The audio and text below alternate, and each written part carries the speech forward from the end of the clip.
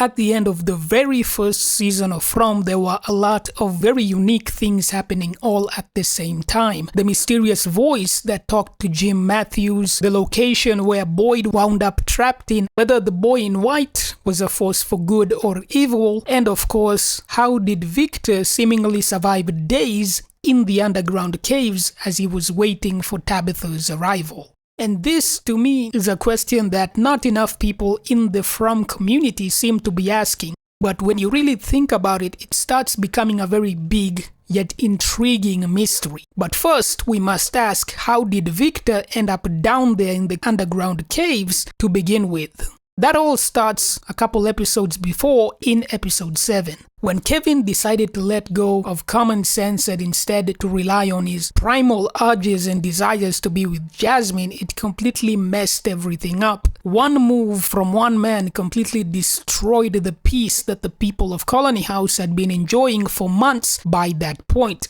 Just by that one move, Kevin ended up dooming dozens of people at Colony House to very, very brutal deaths at the hands of the monsters. This event stings a lot, not only for the people living in this town, but also for me as a viewer, because this massacre at Colony House is the only reason that Father Cartry ended up being killed to begin with, as he was helping survivors of Colony House get to safety. But while all of that was happening, Victor was approached by the boy in white. After he successfully got himself as well as Julie out of Colony House, Victor sends Julie down a faraway tree, which ended up taking her to the cellar where Jade had a vision of the symbol. What's interesting about this scene is that he tells Julie to warn Ethan that it's starting. This probably refers to some sort of massacre like the one that happened in Victor's backstory. Fury, to get inside! The tree? No! You'll be safe! Find your brother. You have to warn him. You have to tell him it's starting. I don't know what you're talking about! Go! Go! No, wait! While we didn't actually get to see Victor enter into a faraway tree, the writers clearly intend for us to assume that he did. As when Julie describes what happened to her later on, Ethan says Victor must have also entered the faraway tree to be taken to safety. There's also a very unique theory that normal faraway trees will send you to wherever you need to be at that specific moment. So that may be why Julie got sent to the cellar while Victor got sent to, more than likely, the underground caves. Another possibility is that the boy in white himself has the ability to determine the location you get sent to after you enter the tree, meaning he chose to send Victor down to the underground caves. That seems like a very likely possibility because when Victor talks to Tabitha after the collapse of the basement, he outright tells her that the boy in white told him to wait for her in the caves. He said that you would come. What? The boy in white? He said that you would come, that I should wait.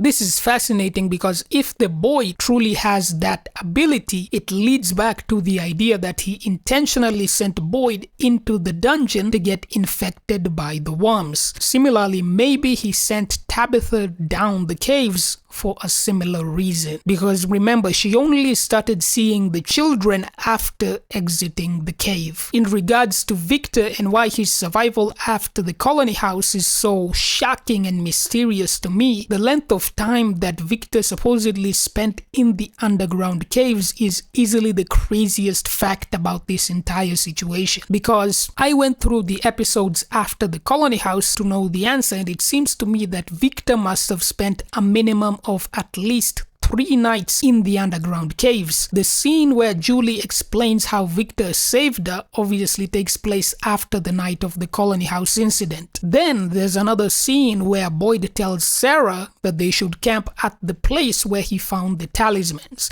meaning they were at least on the second night of their journey when the tent was dragged in the woods. So by the time Tabitha fell through the basement, Victor was going on his 4th night in the underground caves. So the question remains, how did he survive down there that long? What did he do to keep the monsters from just tearing him to pieces while he was in the caves? What I really want to address here is that Victor did not have a talisman after he left Colony House and while he was supposedly in the caves. In Season 2, Episode 1, Boyd shows up at the pitch truck and he's the one who gives them a talisman that they can use to protect them from the monsters. This means that Victor did not have a talisman in the truck and therefore he didn't have one in the underground caves either.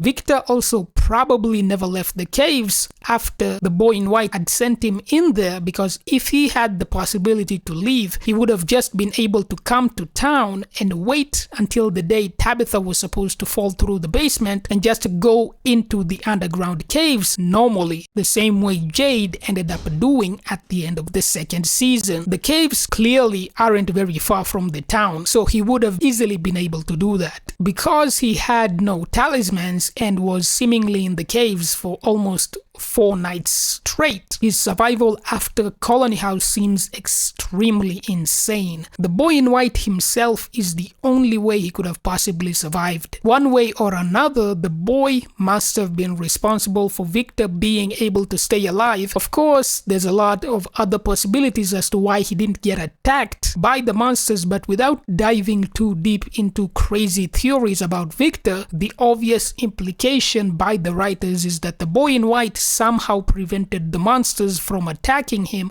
or shielded Victor from them. This entire event was very much swept under the rug despite being incredibly mysterious. In a lot of ways, it reminds me of the rope that Martin threw into the well. It makes you ask a lot of different questions once you start thinking about it. But for now, the only possible answer is that the boy in white protected him from the monsters some way we don't know about. Unless, of course, the faraway tree did not just send him through physical space, but also through time. And he literally appeared a few days into the future. And that actually makes more sense than anything else. But time travel has not been confirmed in this story, so the boy protecting him will be the answer for now. However, when it comes to the nature of the mysterious trees of Fromland, there are many questions to be asked. So watch my video on if each of the Fromland residents actually see the same tree when they arrive into town, or if it's different every single time, because I think that's a very interesting question about what's going on in Fromland.